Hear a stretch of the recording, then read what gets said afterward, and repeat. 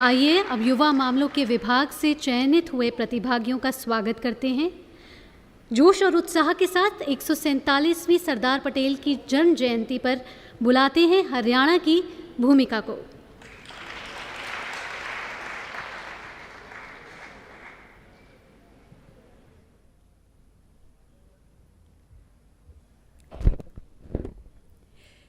युग युग से तम की छाती पर मैं सूरज बनकर चलता हूँ, विघटित होती ऊर्जा को संगठित कर अखंड राष्ट्र बनाता हूँ, इसलिए लौह पुरुष सरदार वल्लभ भाई पटेल कहलाता हूँ। विश्व के सबसे महान लोकतंत्र के प्रबुद्ध नागरिकों को मेरा नमस्कार। मैं भूमिका शर्मा गीता के ज्ञान की उद्गम स्थल हरियाणा का प्रतिनिधित्व करते हुए और नेहरू युवा केंद्र सोनीपत का आभार व्यक्त करते हुए लौह पुरुष सरदार वल्लभ भाई पटेल जी को आज अपने शब्दों के माध्यम से श्रद्धा सुमन अर्पित कर रही हूं। फलेन परिचीयते, फल परिचय कराता है कि वृक्ष कैसा है और कर्म परिचय कराता है कि किरदार कैसा है। 31 अक्टूबर 1875 को गुजरात के नादियाड में किसान परिवार में जन्मे सरदार वल्लभ भाई झवेर भाई पटेल स्टैच्यू ऑफ यूनिटी में जान फूंकने वाले लौह पुरुष कैसे बने, उस संघर्षशील और सघन प्रक्रिया को स्मरण करने हेतु मैं ले जाना चाहती हूं आपको वर्ष 1947 की भारत की कच्ची पगडंडियों पर, जहां पर भुखमरी थी, बेरोजगारी थी, धार्मिक उन्माद था, कत्ले आम था और करहाती आहों के बीच 562 रियासतों का भारत राई के पहाड़ के जो खड़ा हो रहा था। आजाद भारत के स्वतंत्र नागरिक की स्थिति कुछ ऐसी थी, कह रहा साजिश अंधेरा, सीढ़ियों पर बैठकर क्यों रोशनी के चेहरे पर कोई हरकत नहीं।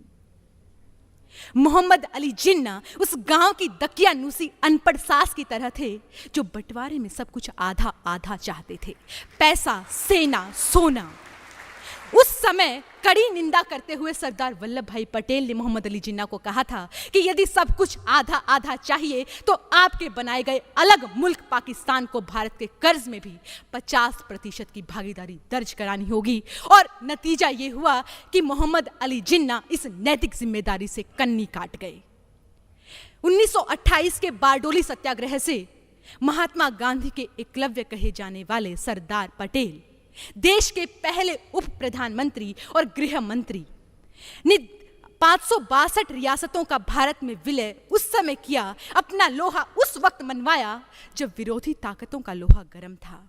इस रक्तहीन क्रांति में सहन शक्ति को अपनी ताकत बनाया और जब शेख अब्दुल्ला ने कश्मीर को संवैधानिक रूप से विशेष दर्जा देने की मांग की तो उनकी इस मंशा के पीछे कि जो मंतव्य थे उनको भांपते हुए सरदार पटेल जी ने अपनी कानून की उत्कृष्ट जानकारी का उपयोग किया, साम दाम दंड भेद की नीति का सदुपयोग किया और अनुच्छेद 370 में एक धारा जोड़ दी, एक पंक्ति लिख दी कि राष्ट्रपति की सहमति से कभी भी अनुच्छेद 370 को हटाया जा सकता है ताकि कश्मीर भारत का अभिन्न अंग रह सके और इस विश्व की कोई भी ताकत हमसे इसे छीन ना सके, जिसका सदुपयोग वर्तमान सरकार ने अगस्त 2019 में किया। और आज सरदार पटेल जी ने जो एक पंक्ति भारत के लिए कही थी, अपने भाषण में एक बार उन्होंने कहा था कि भारत एक जीता जाता राष्ट्र पुरुष है, इसका कंकर कंकर शंकर है और बिंदु बिंदु गंगा जल है। आज हम उस देश के वासी हैं जिसे अखंड बनाया सरदार पटेल जी ने। स्टैच्यू ऑफ यूनिटी जब बनाया जा रहा था तो हरियाणा के कुशल राजनीतिज्ञ श्री ओम प्रकाश धनखड़ जी भारत के गांव-गांव जाकर लोहा और मिट्टी एकत्रित कर रहे थे। उन्होंने बतलाया कि जब वो लोहा और मिट्टी एकत्रित कर रहे थे तो हैदराबाद में पहुंचे और पूर्वोत्तर के राज्यों में पहुंचे तो केवल लोहा और मिट्टी नहीं मिली, साथ में आंसुओं की धारा मिली। उन लोगों ने कहा कि हम आज भारत का अभिन्न अंग है और आप बिना वीजा के भारत के इस हिस्से में खड़े हैं, तो इसका श्रेय सरदार वल्लभ भाई पटेल जी को जाता है। यहां पर एक बात और कहना चाहूंगी कि भारत की अखंडता, एकता, संप्रभुता केवल 795 सांसदों की जिम्मेदारी नहीं है। ये एकता और अखंडता प्रत्येक भारतवासी की जिम्मेदारी है। जब प्रत्येक भारतीय के भीतर सरदार पटेल पल पल सजीव रहेंगे तब हमारा भारत विश्व गुरु कहलाएगा।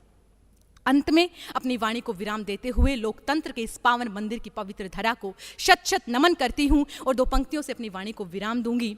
ये ख्वाहिश है इस प्रगति और प्रतियोगिता के दौर में, व्यक्तिगत ख्वाहिश है कि हिमालय से भी ऊंची मेरे तिरंगे की शान हो जाए, समूचे विश्व में जनगण मन का गान हो जाए, और जब मैं चलूं सर उठाकर इस सरजमी पर तो मेरा नाम, मेरे कर्म, मेरा जीवन मेरे भारत को समर्पित हो जाए। जय हिंद, जय भारत, अखंड भारत, अतुल्य भारत। धन्यवाद। धन्यवाद भूमिका।